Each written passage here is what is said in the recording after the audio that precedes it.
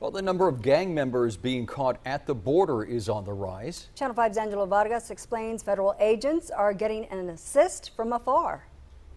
Rio Grande Valley Border Patrol sector and some Central American countries are talking more. It's making a difference at the U.S.-Mexico border. Their numbers are going up.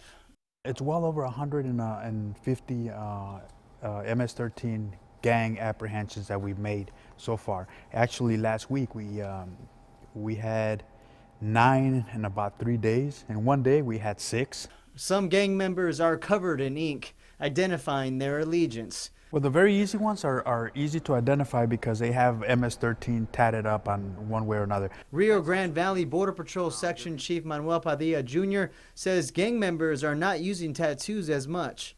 But that's also changing. They're being very careful about the use of tattoos. Padilla explains now they are looking at ways to identify them and talking to Central America more. There's some that do not have a record here, but do have a record in another country. So that's what I'm talking about, the exchange of information, being able to verify that. Valley anti-gang units are seeing the effects as well. We recognize that the gang is a big presence here.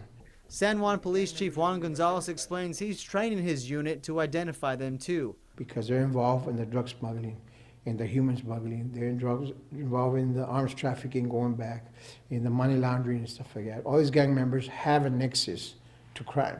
Gonzalez says they are being preventive, speaking to students at schools. To make sure that our kids growing up, our middle schools, the high school students, are aware that gang life is not a life. They're eventually going to go to jail or they're going to wind up in a cemetery. Border Patrol will try to stop gang members at the border. Gonzalez says he'll keep telling the community about the dangers of life in the gang.